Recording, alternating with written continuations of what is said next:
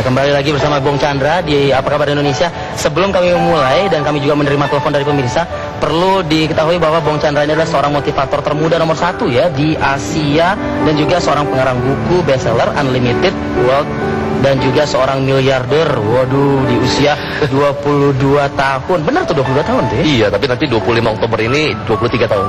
Begitu. Jadi ada beberapa bisnis juga kabarnya yang dilakukan oleh Bung Chandra. Ada bisnis event organizer, ada juga bisnis pendidikan otomotif begitu dan ya? properti. Dan properti. Ya. Oh, tadi makanya cerita masalah properti. Kita langsung menerima telepon nih, sudah ada Pak Rudi. Pak Rudi, selamat pagi. Selamat pagi, Pak Bung. Selamat pagi, Pak Rudi. Ya, Pak Rudi, ini di sini sudah ada Bung Chandra. Silakan langsung dengan pertanyaannya, Pak Rudi. Oh ya, oke. Yang pertama, Ya. Pak Bung dulu orang biasa-biasa saja, sekarang menjadi sukses, Pak. Mungkin detail saat Sharing lah gitu ya mungkin apa? ya, Pak ya. Oke, kira-kira hal apa gitu ya? Betul. Nah, Oke. cukup Pak Rudi atau ada lagi yang Apa lain? bisa seperti itu gitu, Pak? Luar biasa sekali. Ada lagi yang lain? Cukup? Terus yang kedua untuk mungkin di bidang Pak Bung adalah motivator. Ya. Tapi di luar itu apakah Pak Bung mungkin yang properti itu dijelaskan sedikit? Baik, baik Pak Rudi. Oke, saya tangkap maksudnya. Gitu, Pak. Baik, terima kasih Pak Rudi Thank you, atas Pak Rudi. partisipasi Anda. Ini pasti tentunya dulu Bong memiliki masalah kan, Ya. sehingga akhirnya nanti berputar kepada hasil yang tadi dikatakan dalam rumus. Diceritain dong.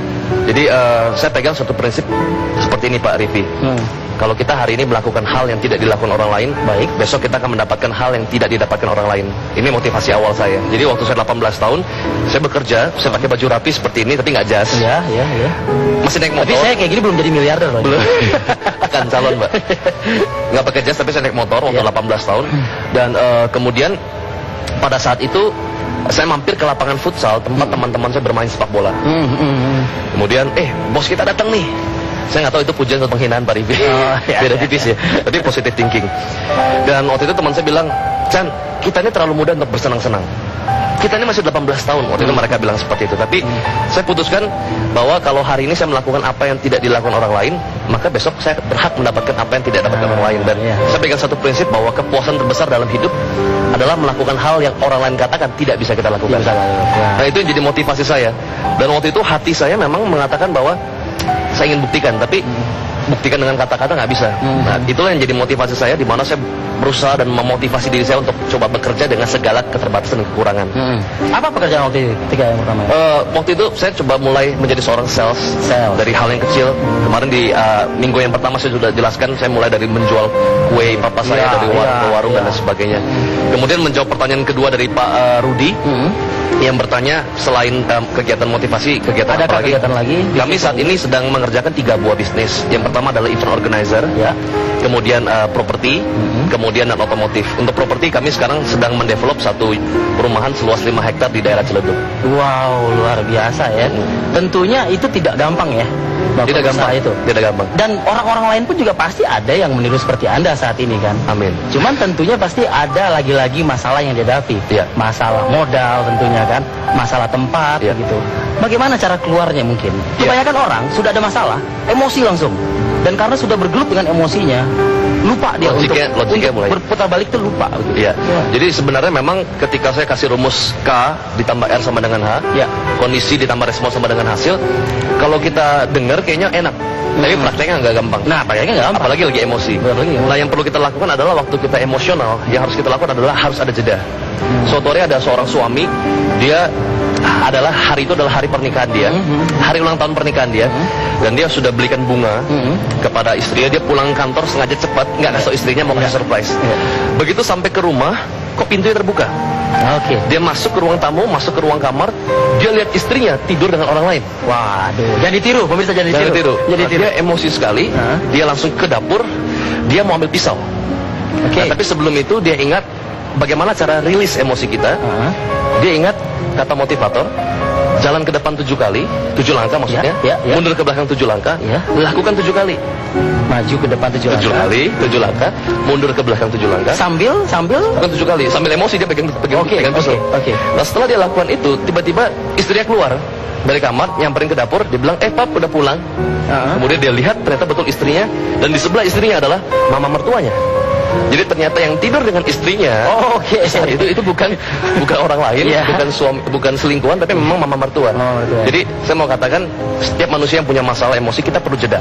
Jadi ketika kita hampir mau melakukan tindakan, sebelum kita bilang K ditambah R sama dengan H ya, kita ambil jeda dulu. Ngapain kayak browsing internet? Jangan langsung termakan dengan kondisi yang gimana. Ngopi dulu mungkin. Ada penelpon lagi nih Chandra. Sepertinya sudah mulai banyak nih. Halo, selamat pagi. Selamat pagi. Selamat pagi Pak Widodo. Ya betul. Ya Pak Widodo, di mana Pak Widodo? Selamat pagi Pak Widodo. Jepara. Ya silakan Pak Widodo dengan pertanyaannya ke Bung Chandra. Halo Bung Chandra. Iya Pak. Nah gini, saya pernah juga seperti itu. Dalam keadaan tentu kita buat sedikit, kita bayangkan kita berhasil. Oke. Nah terus pertanyaan saya, tidak semua orang bisa seperti itu. Kadang-kadang malah meratapi keburukannya itu. Iya. Nah itu yang satu. Yang kedua, sebenarnya kalau kita dalam keadaan masih jaya, itulah sebenarnya malah bisa motivasi terus. Tapi jarang. Kalau sudah jaya malah santai, akhirnya down lagi. Ya dua soal tadi gimana menyikapinya Pak? Terima kasih. Ya baik, terima kasih Pak Widodo. Tadi pertanyaan pertama, bagaimana caranya kita meratapi atau sukses ini kan tentunya kan pasti ada cara, nggak gampang gitu. Nah supaya caranya tidak meratapi hal tersebut, bagaimana gitu kan kisi-kisinya kan. Tapi jawabnya nanti, kita harus jeda lagi. Pemirsa, apa kabar Indonesia masih akan kembali dengan Bung Chandra.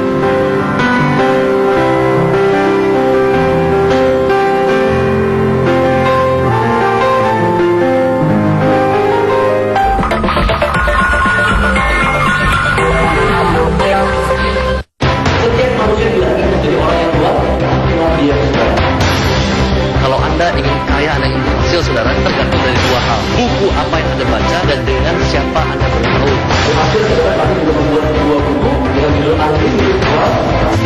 Hanya ikan mati mengikuti arus, tapi ikan hidup itu harus melawan arus. Lakukan hal yang tidak dilakukan orang lain, saudara. Jangan lihat uang, lihat peluang. Jangan kejar jadi orang kaya. Dapatkan segera orang yang kaya terdekat. Apa kabar? Berpikir, bertindak, berbicara. Seakan-akan Anda sudah mendapatkan tepuk tangan yang paling merepot Anda semua.